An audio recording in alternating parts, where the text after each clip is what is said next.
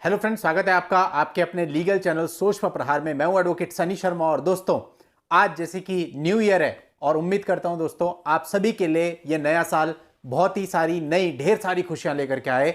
और आप सबके बहुत सारे शुभकामना संदेश मुझे मेरे व्हाट्सएप पे मिल रहे हैं, यूट्यूब कमेंट्स में मिल रहे हैं, पोस्ट पे मिल रहे हैं। दोस्तों, एक्चुअल में इतनी सारी संख्या है उनकी कि उसके लिए मेरे पास एक ही माध्यम है कि मैं वीडियो के थ्रू आप सब लोगों का धन्यवाद कहूं, थैंक यू कहूं। और आप सब लोगों को भी आपकी फैमिली के साथ न्यू ईयर मंगलमय हो, ये मेरी कामना है दोस्तों। और उम्मीद है कि आपके सारे मामले इस साल फटाफट निपट जाएं, जो जो भी आपकी परेशानियां सारी खत्म हो जाएं और जीवन में जो कुछ भी आप चाहते हो आपको सारी खुशियां मिले। दोस्तों, आज की इस वीडियो में मैं आपको माननीय सुप्रीम कोर्ट का एक जजमेंट बताने वाला हूं।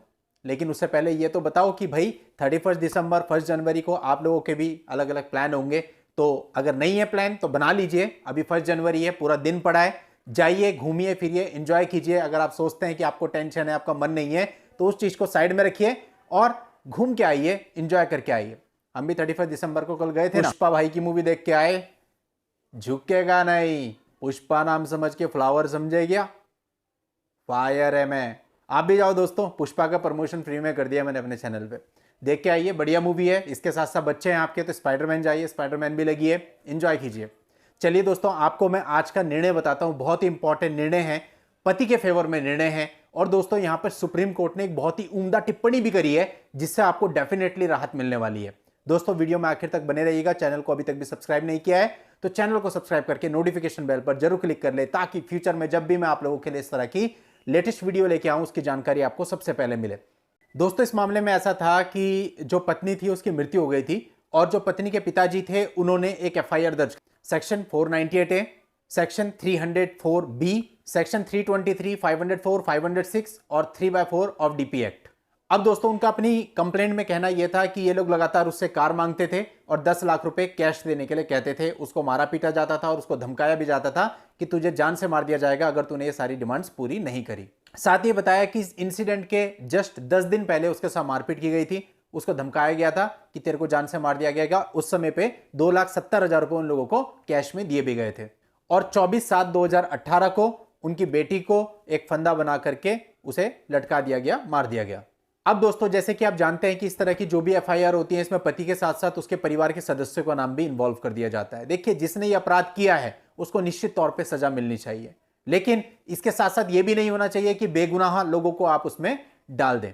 तो आपने बहुत सारे मामलों में देखा होगा कि पति के बहुत दूर दूर के रिश्तेदार होते हैं जो दूर दूर कहीं पे रहते हैं और उनके भी नाम एफआईआर में आ जाते हैं। तो दोस्तों, ऐसा ही कुछ मामला यह भी था। यहां पर पति के भाई का नाम भी डाल दिया गया, पति की मां का नाम भी डाल दिया गया, जबकि वो दूसरे प्लेस पर रह रहे थे। अब दोस्तों, उन्होंने अपनी तरफ से चार्जशीट को क्वैश करने के लिए एक पिटीशन इलाहाबाद हाईकोर्ट में मूव करी, लेकिन दोस्तों इलाहाबाद हाईकोर्ट ने उनके नाम क्वैश नहीं करे। अब इसके विरुद्ध वो लोग गए माननीय सुप्रीम कोर्ट में।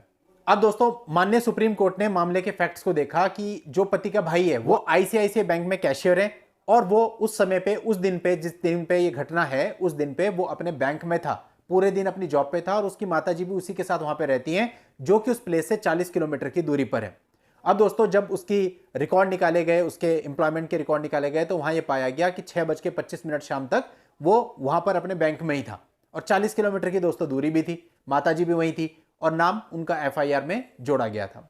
तो सारी परिस्थितियों को देखते हुए सुप्रीम कोर्ट ने एक बहुत ही अहम टिप्पणी करी। सुप्रीम कोर्ट ने कहा कि इस अदालत ने बार बार, अनेकों बार वैवाहिक विवादों में पति के परिवार के सदस्यों को आकस्मिक संदर्भ देकर आरोपी बनाने के मुकदमे देखे हैं। यानी सुप्रीम कोर्ट ने भी कहीं ना कहीं यह माना कि पति के जो रिश्तेदार हैं उसको अनावश्यक रूप से हैरेस करने के लिए एफआईआर में उनके नाम डाल दिए जाते हैं।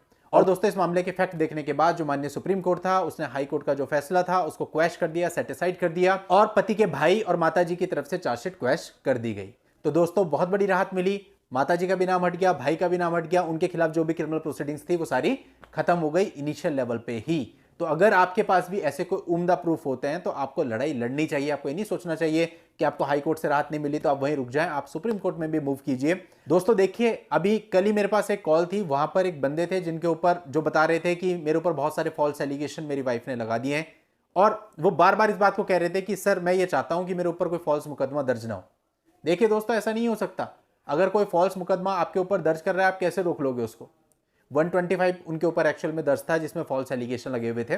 और दोस्तों, ऐसे ही 498A भी होता है। तो फॉल्स मुकदमा दर्ज करने से आप किसी को नहीं रोक सकते। आप केवल इतना कर सकते हैं कि उस मुकदमे को सही तरीके से लड़के, यदि उसमें फॉल्स एलिगेशन है, उसे झूठा साबित कर सकते हैं, उससे बाहर आ सकते हैं, उससे बच सकते हैं। कोई सच बोल रहा है या झूठ बोल रहा है, मुकदमा तो आपके खिलाफ कायम हो ही जाता है। अब उस मुकदमे को डील करना पड़ता है, क्योंकि जब एक बार कायम हो गया तो फिर आपके पास कोई जादू की छड़ी नहीं है कि उसे आप खत्म कर देंगे एकदम से। आपको लड़ना पड़ता है उसके लिए, और अपनी मेंटल स्टेट ऐसी बनानी पड़ती है कि हाँ, अब मेरे पास कोई ऑप्शन नहीं है सिवाय इस केस को फाइट करने के। तो दोस्तों, आप सभी को मैं यही कहना चाहूंगा कि आपके साथ भी अगर ऐसा कुछ है, आपका नाम अननेसेसरी इन्वॉल्व है, फॉल्स एलिगेशंस हैं, या आपको लगता है कि आपके परिवार के किसी सदस्य को अननेसेसरी इसमें लाया गया है, तो आप इन लोगों के लिए क्वेश्चनिंग में जरूर जाएं। देखिए, पति की क्वेश्चनिंग नहीं हो सकती, तो इन लोगों की तरफ से जो आप क्वेश्चनिंग की पिटीशन डालोगे वो अलग डालें तो ज्यादा बेहतर होगा। और आप लोगों की हेल्प के लिए इस जजमेंट का लिंक आपको इस वीडियो के नीचे डिस्क्रिप्शन में मिल जाएगा, वहां जाकर के आप पूरे जजमेंट को डिटेल में पढ़ सकते हैं। नेक्स्ट वीडियो में नई लीगल जानकारी के साथ मैं फिर मिलता हूं, तब तक के लिए goodbye and thank you for watching. Take care.